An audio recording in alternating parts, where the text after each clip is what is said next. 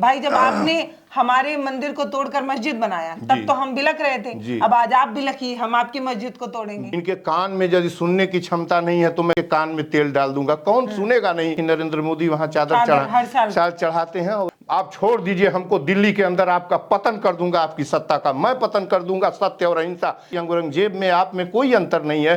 500 700 800 साल बाद जो औरंगजेब कर रहा था वही काम आप कर रहे हैं। कैसे मस्जिद टूट गई, मस्जिद कैसे टूट गई, किस इस कॉन्स्टिट्यूशन और जो फंडामेंटल राइट है, राइट टू रिलीजियस फ्रीडम है, आर्टिकल 25। मंदिर में अपराधी और रेपिस्ट बलात्कारी रहते हैं, मस्जिदों में आतंकवादी रहते हैं, एक आध अपवाद को छोड़ के। नमस्ते, मैं पल्लवी हूं और आप भारत एक नई सोच देख रहे हैं। सच में हम विश्वगुरु बन चुके हैं और कई ट्रिलियन की इकोनॉमी हमारी हो चुकी है और देश में अब कोई ऐसे मुद्दा ही नहीं बचा है, इसलिए हमें जमीन खोद कर अब मुद्दे निकालने पड़ रहे हैं। अभी जो हुआ संभल में वो आप सभी के सामने था और इतने में भी शायद संतोष हो जाता हुक्मरानों को तो अलग बात थी, लेकिन अब एक नए मस्जिद की तलाश में, मस्जिद के अंदर जो है वो जमीन के अंदर मंदिर है, इस तरीके के दावे किए जा रहे हैं। अब ये जो मामला है वो वही वाली मस्जिद है जहां मोदी जी हर साल चादर भेजा करते थे। इस आस में भेजा करते होंगे कि शायद गंगा जमुना तहजीब बची रहे, लेकिन एक होते हैं दांत दिखाने के और एक होते हैं दांत खाने के, वही वाला हाल है। चादर भेजा गया, लेकिन आज बताया जा रहा है कि दरअसल वो जो मस्जिद है उसके नीचे मंदिर है और उसे खोद कर अब वो मंदिर जो है वो निकालना है, और तभी तो सनातन धर्म, हिंदुत्व और इन सब का प्रचार हो पाएगा। यकीन मानिए, देश में कोई मुद्दा अगर बचा होता तो शायद ही हमें जमीन खोदकर किसी नए मुद्दे की तलाश होती। हमने बेरोजगारी पर फतह पाली है, हमें अब किसी तरीके की कोई टेंशन नहीं है। देश में हर युवा के हाथ में रोजगार है, नौकरी है, हर इंसान जो है उसकी प्रति व्यक्ति आय बहुत अच्छी है, किसी को किसी तरीके की कोई टेंशन नहीं है, कोई परेशानी नहीं है। यही सच्चाई है। अगर ये सच ना होता तो शायद ही इस तरीके की चीज देखनी पड़ती। आपको बहुत स्वागत है, हमारे साथ संपूर्णानंद मल जी हैं। ये सच बात है ना कि अब हमारे पास कोई मुद्दा नहीं बचा है। हमने नौकरियां पाली हैं, हमारे देश में बेरोजगारी, भूखमरी, गरीबी सब खत्म हो चुकी है, हम विश्वगुरु बन चुके हैं और हमें नए मुद्दे के लिए जमीन के अंदर खोद के वहां से मंदिर निकालना पड़ रहा है, नहीं तो और कोई बात नहीं है। आप इसको कैसे देखते हैं? वेलकम पल्लवी और विजेंद्र को भारत एक नई सोच जैसे एक पूर्वांचल और कहें देश का चैनल है जो इस तरह की बातों को उठाती रहती हैं, और बहुत अच्छा आपने बहुत सारे सवाल कुरेद दिए। इस देश में 42 करोड़ लोग, सुनते जाइए जो आंकड़े, कोई भी इसमें आंकड़ा मेरा नहीं है, 42 करोड़, स्टिल 42 करोड़ बेरोजगार रोजगार की तलाश में है। गरीबी, 80 करोड़ लोग 5 किलो अनाज में अपना जीवन तलाश रहे हैं। 22 करोड़ लोग, इस कोई आंकड़ा मेरा नहीं है, 22 करोड़ लोग कुपोषित हैं इस देश में, जिनके पास फूटी कौड़ी नहीं है। आटा, चावल, दाल, तेल, चीनी, दूध, दही, दवा, शिक्षा, चिकित्सा, रेल पर टैक्स लगा दिया गया है, गाड़ियों पर, निजी गाड़ियों पर टोल टैक्स लगा दिया गया है, शिक्षा का दफन कर दिया गया है। और देश को अब कहाँ नरेंद्र मोदी ले जाना चाहते हैं? ऐसा तो मुल्क हमने तो सोचा भी नहीं था कि नरेंद्र मोदी यहाँ इस मुल्क को पहुँचा देंगे कि कब्रिस्तान वो मस्जिद नहीं है। आटा, चावल, गेहूं, कहाँ हम रोजगार, जी, स्वास्थ्य, इसकी बात करते हैं, लेकिन उससे फर्क पड़ता है किसी को। जमीन पर भी मैं देख रही हूँ कि संभल वाली घटना हुई तो सोशल मीडिया पर लोग लिखने लगे कि जब मस्जिद तोड़कर जब मंदिर तोड़कर मस्जिद बनाया गया था तो आज मस्जिद तोड़ा जा रहा है तो कुछ लोगों को मिर्च क्यों लग रही है? भाई जब आपने हमारे मंदिर को तोड़कर मस्जिद बनाया तब तो हम बिलक रहे थे, अब आज आप बिलकी, हम आपकी मस्जिद को तोड़ेंगे। देखिए, तो ये वाला सेलिब्रेशन देखिए पल्लवी जी, वो जो गधे मूर्ख लोग हैं, गधे मैं कहूँगा इसलिए कि पढ़ना लिखना चाहिए। वो युग जब किंगशिप था और जब उस समय की बात करते हैं, आक्रांता आते थे, यहाँ भी एक दूसरे पर आक्रमण होता था, राजतंत्रात्मक शासन प्रणाली की बात कर रहे हैं, तब वो डेमोक्रेसी नहीं था। आज एक कानून है, आज डेमोक्रेसी है। आपको ये नहीं है कि कल तक 1947 के पहले जो है मस्जिद थी और उसके पहले किसी भी मंदिर मस्जिद के स्टेटस को डिस्टर्ब नहीं करना था। इसके पहले कि आप जो जितने सवाल किए हैं, एक 2 लाइन का पत्र मैंने आज 12 बजे, बहुत तकलीफ हुई है कि नरेंद्र मोदी इस मुल्क को कहाँ पहुँचा अभी भी वक्त है। आप फौरन पूरे देश को 142 करोड़ लोगों को संदेश दीजिए कि हम जो है हम सबकी जो है सबके अब कोई मस्जिद के नीचे मंदिर की तलाश खोदी नहीं जाएगी। मैंने निवेदन किया है पत्र में, कुछ ऐतिहासिक फैक्ट्स भी मैंने प्रेसिडेंट ऑफ इंडिया को लिखा है, लेकिन इस महान मुल्क को हो क्या गया है। गांधी और भगत सिंह, अंबेडकर और कलाम के इस महान मुल्क को ये न जाने कहाँ नरेंद्र मोदी ले जाना चाहते हैं, न जाने कहाँ सत्ता के लोग ले जाना चाहते हैं। मैं उस पत्र को पढ़ दूं, फिर पल्लवी के साथ एक विस्तारित डिबेट करूंगा। और मैं किसी समय दिल्ली पहुंच सकता हूं। मैं जाके करेंगे क्या? सुनने वालों ने ये बात सोच रखी है कि उन्होंने कान में तेल डाल लिया। अब जो बुद्धिजीवी लोग हैं वो चिल्लाते हैं। ये अंग्रेजों से ज्यादा ये रेमजे मैकडोनल्ड से ज्यादा बहरे नहीं है नरेंद्र मोदी। जब ब्रिटिश प्राइम मिनिस्टर था 1931 में और गांधी गोलमेज कॉन्फ्रेंस में गए थे, ये इरविन से गई गुजरी सत्ता वायसरायल्टी नहीं ना भारत के अंदर प्रिवेल कर रही है कि हमारी बात न, इनके कान में यदि सुनने की क्षमता नहीं है तो मैं दिल्ली में सच बता रहा हूं, सत्य अहिंसा के और तिरंगे के साथ जिस दिन दिल्ली की सड़क पर उतरूंगा पल्लवी, उसी दिन इन लोगों के कान में तेल डाल दूंगा। कौन सुनेगा नहीं। जितना अधिकार इस देश के हुकूमत पर उनका है उतना अधिकार हमारा है, डेमोक्रेसी उतनी ही हमारी है। कॉन्स्टिट्यूशन को हम ऐसे ही हत्या होने देंगे कॉन्स्टिट्यूशन का? पहले मैं एक छोटा सा पत्र आपके मीडिया के माध्यम से इस देश को और लोगों को कहना चाहता हूं कि हिंदुस्तान ये नहीं है जो आप देखना चाहते हैं और जो देख रहे हैं। मत बहिए इनकी इशारों में, इनके बात में न आइए।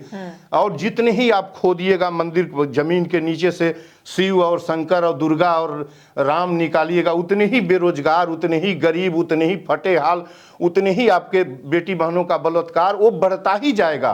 वहां से ध्यान हटाने के लिए सारा काम हो रहा है इस देश के अंदर। पर जिनके पास नौकरी नहीं है वो भी तो कुछ नहीं बोल रहे हैं, जिनके पास रोटी नहीं है वो भी तो कुछ पल्लवी वो लोग नहीं बोल रहे हैं। 80 करोड़, 100 करोड़, 102 करोड़ लोग ऐसे हैं जो काम करके मर जाते हैं शाम को, पढ़े लिखे नहीं है। उनकी आवाज आपको उठानी है, उनकी आवाज हमको उठानी है, उनकी आवाज वकील, डॉक्टर, इंजीनियर, पढ़े लिखे लोगों को उठानी है। इस बहरी सरकारों के कान में डालना है कि आप क्या कर रहे हैं भाई हिंदुस्तान के साथ। मैं ऑनरेबल प्रेसिडेंट को आज चिट्ठी लिखा हूं, बहुत कष्ट में हूं मैं, और इस तरह का नफरत मैंने नहीं देखा है हिंदुस्तान के अंदर। वो चिट्ठी छोटी है, मैं इसको पढ़ रहा हूं और पल्लवी जी से आग्रह भी करूंगा कि इसको टैग कर देंगी, चिट्ठी बराबर दिखाई देगी। मस्जिदों के नीचे मंदिर की तलाश नफरत की आग है। दूसरी लाइन में मैंने लिखा है, राष्ट्रपति, प्रधानमंत्री, 545 और 243 सांसद, इस देश के हिस्टोरियंस बताएं कि अंग्रेजों के आने से पूर्व इस देश में सांप्रदायिकता, हिंदू मुस्लिम नफरत कहाँ थी। तीसरा पैराग्राफ इस पत्र का है कि हमारी पीढ़ी के गिनती के लोग इतने जालिम नफरती होंगे मैंने सोचा भी नहीं था। सत्ता की भूख मिटाने के लिए भारत की उस महान एकता को तोड़ेंगे जिसके लिए हम दुनिया में जाने जाते हैं। हमें गुलाम बनाए रखने के लिए क्रूर अंग्रेजी हुकूमत ने इसी हथियार का इस्तेमाल किया था।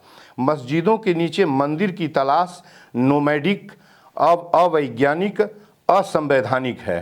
Places of worship special provision act 1991 की हत्या है, वायोलेशन है।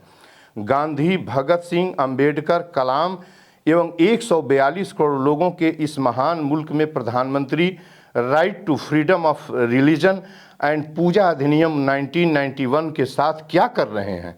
एक किसान, एक मजदूर, एक बकरी के चरवाहे से जो संविधान का स नहीं जानता है, उससे भी इस नफरत के बारे में पूछा जाए तो इसकी अनुमति नहीं देगा। हिंदू मुस्लिम नफरत में मैं और अधिक नहीं सह सकता, बिल्कुल नहीं सह सकता, किसी कीमत पर नहीं सह सकता। सत्य अहिंसा की पूरी ताकत से इसका दफन करूंगा। बिस्मिल भगत सिंह, गांधी की तरह मुसलमान के बिना मैं नहीं रह सकता। किसी समय दिल्ली पहुंचकर तिरंगे के साथ सदन पर सत्याग्रह करूंगा।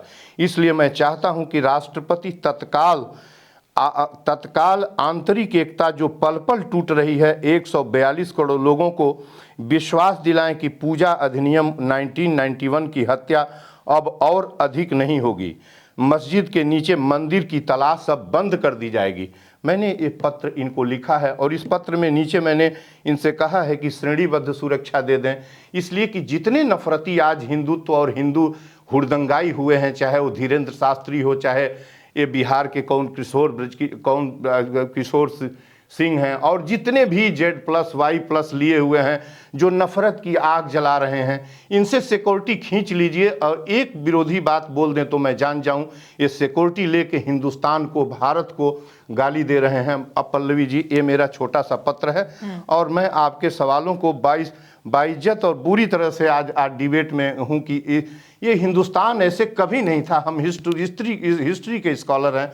मैंने बिल्कुल पूरी लड़ाई हिंदुस्तान की जो जंग लड़ी गई थी और जो फर्स्ट वार ऑफ इंडिपेंडेंस था, एक साथ कंधे से कंधे मिलाकर लड़ा था हिंदू मुसलमानों ने, और पूरा जो फ्रीडम स्ट्रगल है एक साथ मिलकर लड़ने का है। और उसमें जो नफरत के जो अलगाववादी तत्व थे, मुस्लिम लीग 1908 में बना, जिसका उद्देश्य था कि मुसलमानों के लिए अलग एक देश की मांग करना, और एक काउंटर रिएक्शन उसका हिंदू महासभा 1915 में बना, 1925 में ये जो RSS बना। ये दोनों कभी भी नेशनल मूवमेंट में साथ नहीं थे। ये दोनों ही अलगाववादी तत्व थे। एक काउंटर रिएक्शन में खड़ा हुआ था और एक जो है प्रीडोमिनेंटली जो है वो प्रारंभ से ही मांग कर रहा था। जब बंगाल को कर्जन ने बांट दिया 2 भागों में, उसके बाद ही से एक स्वर्ग चालू हो गया था कि लगा कि अब देश। लेकिन आज ये कहाँ लेके चले जा रहे हैं, किस फायदे के लिए आप उस जगह में जिस दरगाह, और आपको सुधार दें वो मस्जिद नहीं है, वो दरगाह है, पहली दरगाह है जो इन्होंने जो जितना और अयोध्या में जो काम हुआ था, जो वर्शिप एक्ट 1991 बनी थी, उसके 6 महीने के बाद 6 दिसंबर 1922 को अयोध्या में बाबरी मस्जिद गिरा दी गई। वो पहला एक ऐसा टर्निंग पॉइंट था जहां हमने कानून को वायोलेट किया, और जो पूजा एक्ट था जो उसको हमने वायोलेट किया। उसके बाद वो मामला चलता रहा, और वो आप देखिए ना कि किस तरीके से हिंदू मुसलमान भी एक तरीके से एक महसूस कर लिया था कि वो अयोध्या हिंदुओं का है, और वो उसके तरफ से भी एक अब इधर कोई डिस्टरबेंस नहीं था और दोनों सहमत के साथ आगे बढ़ रहे थे। लेकिन अब एक किस बात के लिए फिर जो है ज्ञानवापी में उत्खनन डिग मारी गई, फिर जो है उसके बाद अब मथुरा में डिग की तैयारी हो रही है। संभल की तरफ इन्होंने ऐसे इनका बढ़ रहा था खुदाई वालों का और सर्वे वालों का, जैसे कहीं डांका डालने और कहीं दौड़ के जा रहे हो, कहीं आक्रमणकारी हो, इस तरीके से दौड़ रहे थे। और पहुँचते पहुँचते वो इस्लाम पंथियों का वो महान स्थल है जहाँ दुनिया भर से लोग आते हैं। वो बस ख्वाजा मोइनुद्दीन चिश्ती की दरगाह है। वो कोई मस्जिद नहीं है, वो दरगाह है जहाँ सभी महान संत थे 13वीं सदी के और ईरान से आए हुए थे, और यहाँ सभी छोटी मोटी हिंदू रियासतें वहाँ पहुँचती थी, और इस्लाम वाले तो पहुँचते ही थे, सभी पहुँचते थे। उनके नाम पर तमाम बादशाहों ने अपने बेटे का नाम रखा। किसी ने अंधविश्वास ही है वो, लेकिन किसी ने ये पुत्र की कामना की तो वहाँ चादर चढ़ाई। और जैसा कि आपने बताया, हम तो नहीं जानते कि नरेंद्र मोदी वहाँ चादर चढ़ाते हैं, और इससे घटिया किस्म की बात कुछ नहीं हो सकती नरेंद्र मोदी के लिए। क्या आप इतिहास में किस तरीके से अपना स्थान दर्ज कराना चाहते हैं? क्या मुहब्बत इस देश का छीन लेंगे? क्या हिंदू मुस्लिम एक तरीके से नहीं रहने देना चाहते हिंदुस्तान को? क्या 80 बनाम 20 करके जाएंगे क्या? और ये हिंदुस्तान 80 बनाम 20 का देश नहीं है। मैं पूरे इतिहास के पन्नों को बताऊंगा, और जिसको बहुत ज़्यादा दिक्कत हो रही हो वो जो है great war of independence 1857 BD Savarkar की पुस्तक पढ़ ले। सावरकर की पुस्तक पढ़िए, जिसके लिए दोनों वर्ग दक्षिणपंथी और जो है लेफ्टिस्ट और वामपंथी लड़ते हैं, उसकी किताब पढ़िए। किस तरीके से उन्होंने लिखा है कि हिंदुस्तान कैसे युद्ध में लड़ के बचाया गया था, बरेली में वक्त का कैसे लड़ रहा था, बहादुर शाह दिल्ली में वृद्ध आदमी कैसे तलवार लेके खड़ा हुआ था, बेगम लखनऊ में लड़ रही थी, लियाकत अली इलाहाबाद में लड़ रहा था, तलवारें बाज रही थी, रानी झांसी का तोपची गौस खां था जो 19वीं सदी का सबसे महान तोपची था। 100 लोग मारे गए तो 80 मोहम्मडन्स मारे गए, और लाजमी भी था इसलिए कि गुलामी अंग्रेजों ने गुलाम उन्हीं से सत्ता छीन के बनाई थी, और गुलामी से मुक्ति पहला इंडिपेंडेंस समर भी मुसलमानों ने देश में लड़ा। आप उसकी कब्र को खुदवाएंगे? आप उसके यहाँ संभल में पहुंचेंगे? आप ताकत लेके पहुंचते हैं किसी को? आप छोड़ दीजिए, हमको दिल्ली के अंदर आपका पतन कर दूंगा, आपकी सत्ता का मैं पतन कर दूंगा, सत्य और अहिंसा, ये गांधी का मुल्क है। पल्लवी, जैसे मान लीजिए कुछ पार्टियां हैं, कुछ सरकारें ऐसी हैं जो इस तरीके का एजेंडा चला रही हैं, ठीक है मान लेते हैं, लेकिन वो अदालतें जो इस तरीके के पिटीशन पर मुहर लगा रही हैं, वो अदालतें जो बार बार इस तरीके के पिटीशन को कह रही हैं कि हाँ जाइए खोद के देख लीजिए मंदिर है कि मस्जिद है। अब जैसे संभल वाली जो संभल वाला मामला, मैं आपका प्रश्न समझ गया पल्लवी। एक पिटीशन दायर होता है और उसमें तुरंत मैं आपका प्रश्न समझ गया। अदालतें भी तो कहीं ना कहीं, अदालतें कहीं बाहर से नहीं आती हैं पल्लवी, हमारे आपके बीच से जाती हैं, और जब इनकी नियुक्ति होती है हायर जुडिशियल में नियुक्ति होती है तो यहीं से वकील और इनका पैनल इनिशियल लेवल पर जो हाई कोर्ट में जो वकील होते हैं यही उसमें जाते हैं। तो ये प्रभावित है, पूरी जुडिशियरी भी प्रभावित है, और वो लोग जो जज बने हैं ना समझिए कि उनके पास इतिहास की जानकारी है। डिस्ट्रिक्ट जज था ना चंदौसी अदालत जी, छोटा, उसको तो पढ़ के गया, डिस्ट्रिक्ट जज है तो जुडिशियल सर्विस पढ़ के आके परीक्षा दे के आया है। उस जज को उन्हें तो पता होगा ना, बिल्कुल उस जज को बिल्कुल उस जज को मालूम है कि वर्शिप एक्ट जो है, जो पूजा गृह वर्शिप एक्ट है, प्लेसेज है, वर्शिप प्लेसेज एक्ट जो प्रिवेंशन एक्ट है, वो कोई एक्ट नहीं, preventive measures have been taken in 1991 by the parliament. वो कानून इसलिए बना था कि आप उनको पता चल गया था 91 में, 88 से ही अयोध्या में चालू हो गया था खुराफात, तो सरकार को पता चल गया था, नरसिम्हा राव की सरकार थी कि समथिंग जो भी होगा हैव बीन हैपेंड। तो उसने क्या किया कि एक एक्ट बना लिया कि ये टूटेगा नहीं, लेकिन उसको वायोलेट करके तोड़ा गया। तो कानून तो वहीं वायोलेट कर दिया गया। सब टूटा था तब ये कहा गया था कि ये एक अपवाद होगा, इसके बाद ऐसी घटना दोबारा बहुत हुई थी, और हुआ भी कि 30 वर्षों तक आप देखिए ना कि हुआ नहीं। इसकी जड़ कहां से चालू हुई? 9 नवंबर 1919 में मैं उस समय एक वर्ल्ड कॉन्फ्रेंस में होटल अल्साज में केरल में वर्ल्ड कॉन्फ्रेंस में था, जिस दिन मंदिर निर्माण का सुप्रीम कोर्ट ने जजमेंट दिया था 9 नवंबर 1919 को। आपको बता दें मैं केरल में था, वहाँ बहुत जश्न मनाया गया जिस कॉन्फ्रेंस में था मैं वो ऐसे वैसा डे था कि एक नए तरह का हिंदुस्तान को आंतरिक रूप से कमजोर करने का वो डिसीजन आया हुआ था।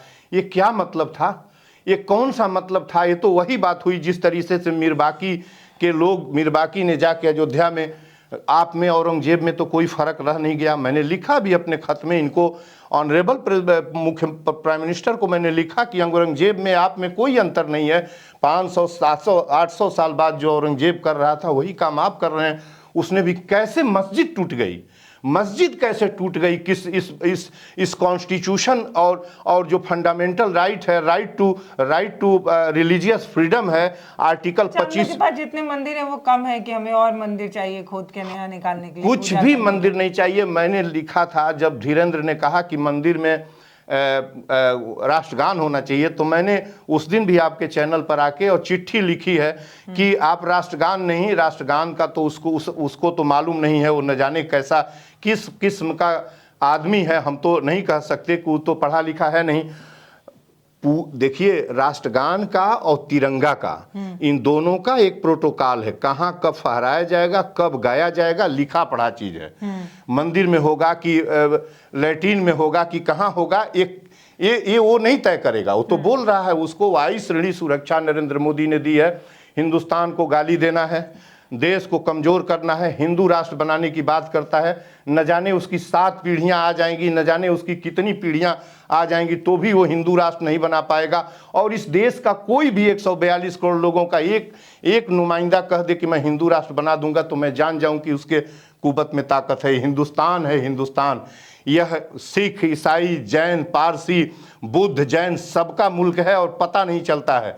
ये किसी का मुल्क है और भारत से बड़ा, अपने उदय काल से भारत के नाम से जाना जाता है। तो मैं कह रहा था कि अयोध्या में जो कुछ हुआ, तो एक दोनों तरफ से एक सहमति बन गई और सब लोग भूल सा गए थे। और मोहम्मदंस भी मैं कहूँगा कि अयोध्या के लिए उसके मन में कहीं ये बैठ गया था कि ये राम का प्लेसेज है और यहाँ रार नहीं करना चाहिए।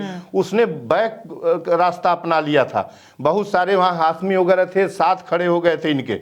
इन्होंने नासूर वहाँ मस्जिद, वहाँ मंदिर बना लेंगे तो क्या हो जाएगा, वहाँ मंदिर बना लेंगे तो मैं शर्तिया कह रहा हूँ कि एजुकेशन हमारी छीन जाएगी, गरीबी और बढ़ जाएगी, हम भूखमरी की तरफ जाएंगे। देखिए मंदिर और मदिरालय ज्यों-ज्यों देश में बढ़ते जाएंगे, बलात्कार, गरीबी, हिंसा और एक्सीडेंट ये बढ़ता जाएगा।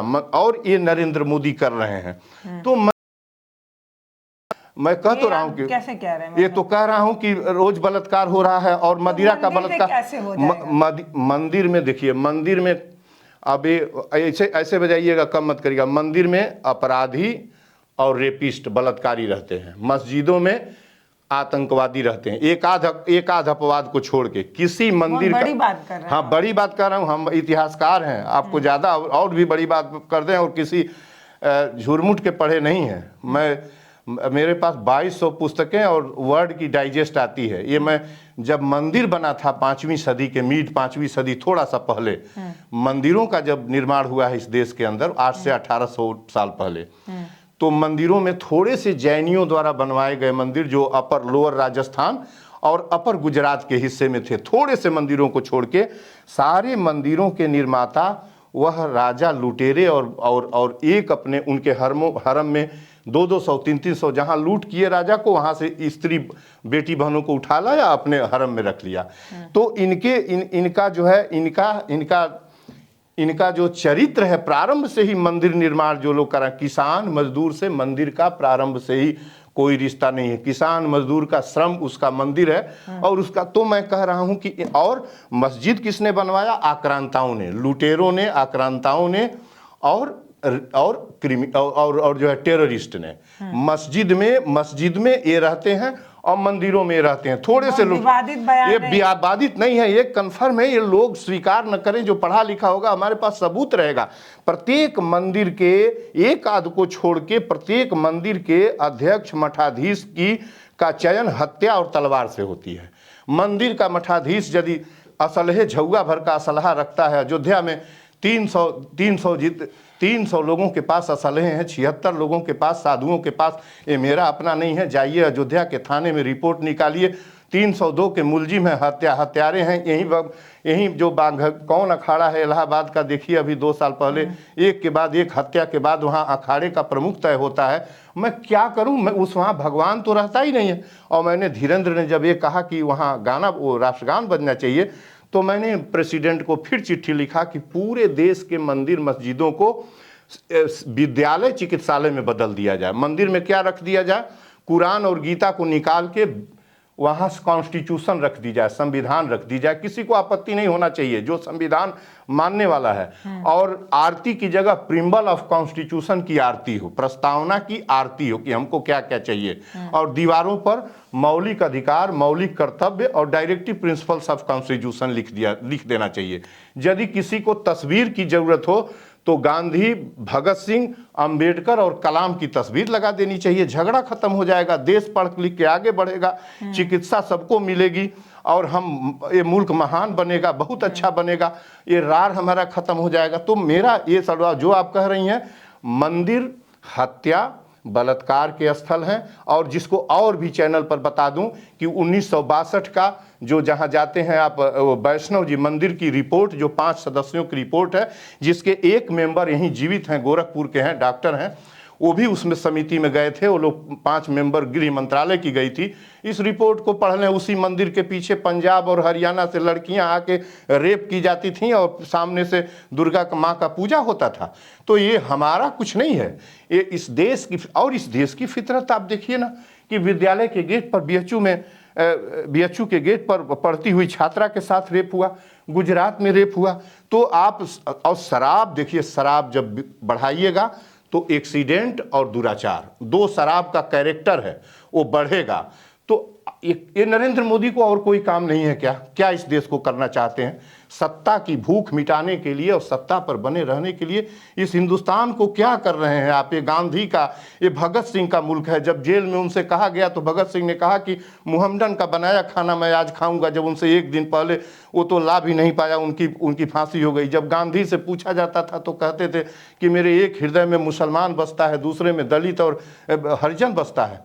ये उन लोगों का मुल्क है। कलाम जैसे व्यक्ति का, दुनिया के उस महापुरुष का व्यक्ति है जो गांधीवादी युग के प्रतिनिधि थे। और लेकिन ये सब चीजें बोलने में, सुनने में, पढ़ने में अच्छी लगती हैं, पर समाज तो वह अच्छी लगती हैं क्या? वो तो मंदिर, समाज जो ऐसा बनता जा रहा तो है, ये समाज वही लाएगा जो वो दिल दे रहे हैं खजड़ी बजा के, और जो है मंदिर और दुर्गा पूजा और गणेश पूजा और वो वंदना, और उसके बाद हुड़दंग और एक से एक जो एक कावड़िया हैं किस तरीके से फूल बरसाना, और एक से एक अश्लील गाली देते डीजे बजते हुए, और यही समाज खोज रहा है। तो ये हम नहीं खोजते हैं, और समाज परोस रहे हैं। इनके सबके बच्चे एक के बाद एक नेता, देखिए ना कि नेताओं की तीसरी पीढ़ी मिनिस्टर बनने के लिए चली गई, जहां इस तरह का कोई बात नहीं है। सबके बच्चे विदेश में पढ़ के आ रहे हैं, दून में पढ़ रहे हैं, डीपीएस में पढ़ रहे हैं, जेएनयू में पढ़ रहे हैं, बड़े बड़ी जगहों पर पढ़ रहे हैं, और हमको आपको ये मंदिरों के पीछे दौड़ा रहे हैं और मंदिर उत्खनन करा रहे हैं। क्या करने गए थे?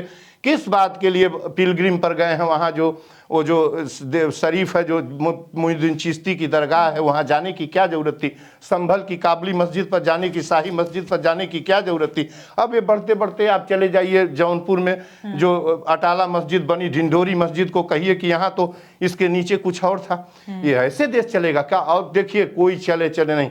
आप यदि हमको परेशान किया गया तो मैं दिल्ली की सड़क पर तिरंगा लेके उतरूंगा। ये देश गांधी का है, ये देश भगत सिंह का है, 142 करोड़ लोगों का है। आपके नफरत से हम नहीं चलने वाले हैं। देखिए, सबसे बड़ी बात यही है कि इस तरीके के मुद्दे को जानबूझकर जो है वो हवा दी जाती है, ताकि आप अपने जो आपके अपने मुद्दे हैं उसको आप भूल जाएं। ये भूल जाएं कि आज भी नौकरी के लिए, सरकारी नौकरी के लिए वैकेंसी नहीं आ रही। तैयारी करने वाले बच्चे कैसे आज भी 5-5, 6-6 सालों से टकटकी लगाकर देख रहे हैं। इलाहाबाद में देखी नहीं है लाखों का कैसे सैलाब जो है उमड़ा हुआ था। अभी PCS union, Uttar Pradesh union service commission के बिल्डिंग के बाहर इस तरीके का लाठियां बरसाई जाती हैं उनके ऊपर। और देखने की बात यही है कि वो युवा जो नौकरी की तलाश में दर दर भटक रहा है, या वो लोग जो सुबह से लेकर शाम तक मेहनत कर रहे हैं लेकिन अपनी मूलभूत सुविधाएं नहीं इकट्ठा कर पा रहे हैं, उन लोगों को न जाने क्यों ये चीजें नजर नहीं आ रही, न जाने क्यों ये समझ नहीं आ पा रहा है कि ये एक तैयार किया हुआ मुद्दा है, ये आपका अपना मुद्दा नहीं है, और इससे आपका अपना कोई हित होने वाला नहीं है। बाकी अगर आप इस तरीके के समाज में जीना चाहते हैं तो उससे आपको कोई रोक भी नहीं। पल्लवी जी, एक बात और है उसमें कि इतना त्रस्त कर दिया है इन सबों ने 10 सालों के अंदर कि जो पब्लिक सेक्टर है उसको 27 पब्लिक सेक्टर को सेल आउट या उधार दे दिया गया है किसी को चलाने के लिए।